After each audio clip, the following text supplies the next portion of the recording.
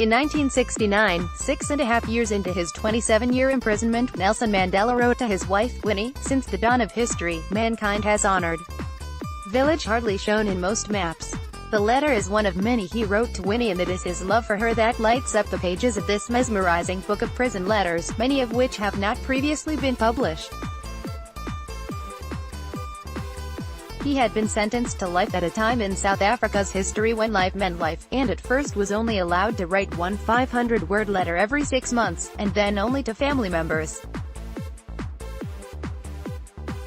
He wrote drafts in the hardback notebooks he kept in his cell, and at one time was furious that 2 of these, along with a precious pen, had disappeared.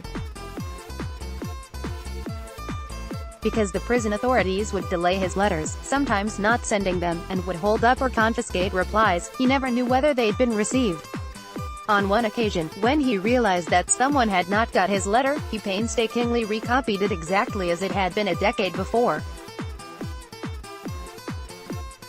Thus does time pass slowly in prison. Nelson Mandela sewing prison clothes in the yard of Robben Island Prison off Cape Town, 1966. Photograph, Express newspapers, Getty Images. Nelson Mandela was an icon in his time and has been mythologized since his death as the man who brought peace to a country and made forgiveness on a grand scale seem possible. His voice, brought to life in these letters, which are being published to celebrate the centenary of his birth, helps the reader understand why his writing pulsates with a conviction allied to a humanity that helped lay the grounds for the miracle of South Africa's peaceful transformation.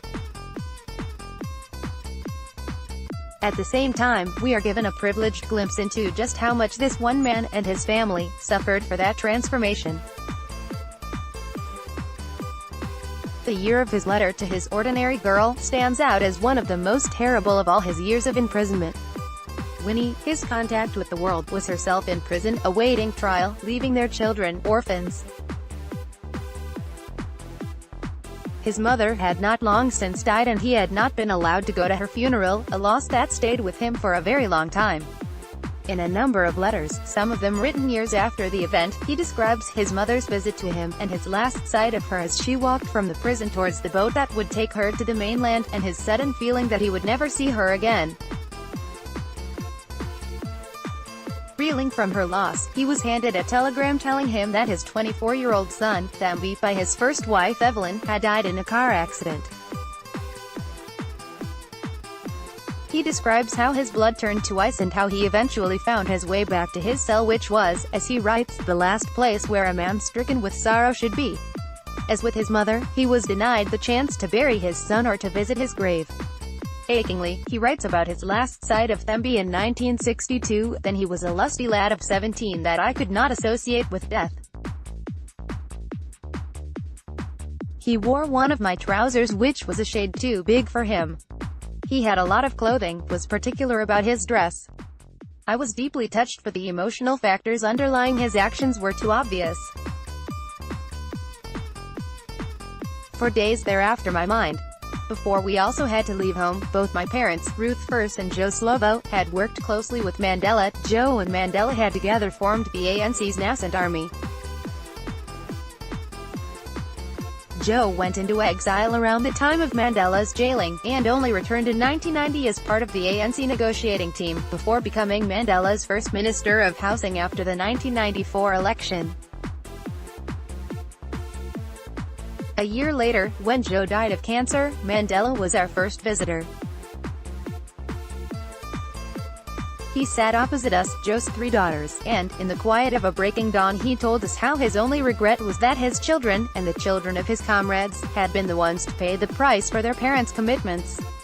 I thought at the time that he was doing what he was so good at, seeing us and acknowledging our loss, but now, reading these letters, I understand how deep ran this regret.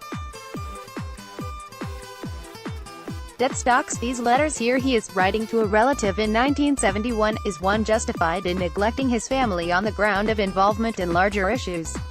Is it right for one to condemn one's young children and aging partners to poverty and starvation in the hope of saving the wretched multitudes of this world?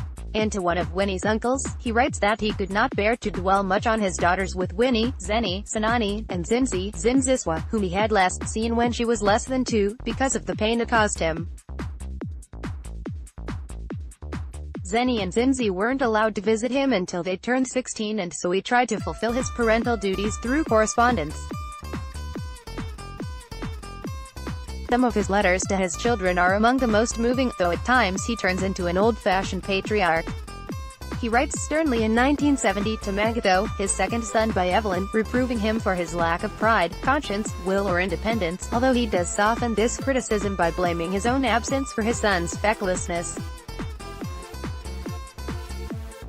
In 1971 he tells Zenny, who had scribbled on the envelope, "Be like Elvis, go man, go," that he hoped she was also listening to the music of Miriam Makeba, Paul Robeson or Beethoven. And in 1979 he advises Winnie to give Zinzi hot tea and Mandel's paint with a throat brush for her bronchitis.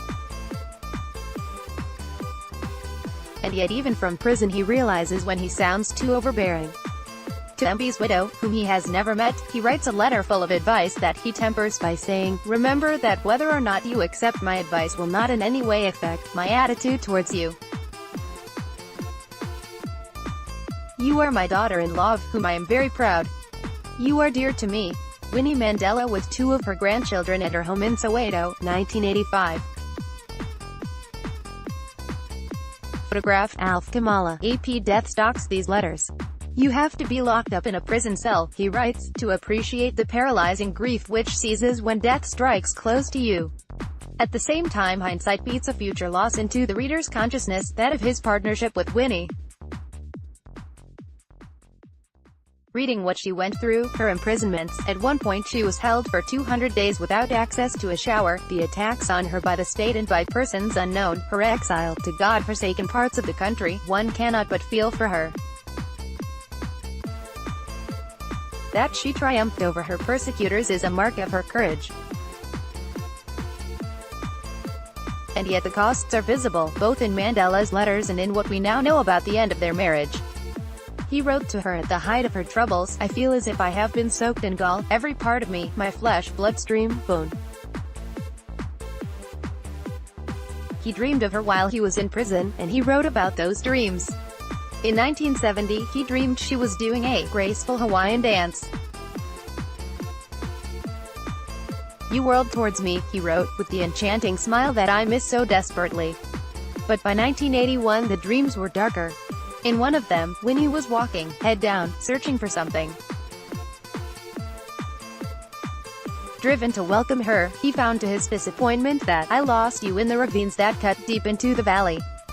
This time the place was full of colleagues who deprived us of privacy. Well, now we know he did indeed lose her in the ravines, a sorrow that dogged his release.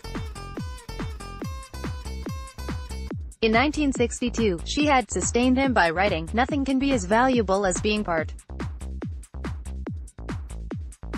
In his condolence letter to the widow of Albert Luthuli, one-time president of the ANC, Mandela writes that, "A great warrior has passed from the stage into history. Thus, also, has Nelson Mandela passed." And yet through these compelling letters the thinking, feeling, loving man he was comes back to us. Gillian Slovo's latest novel, 10 Days, is published by Canongate.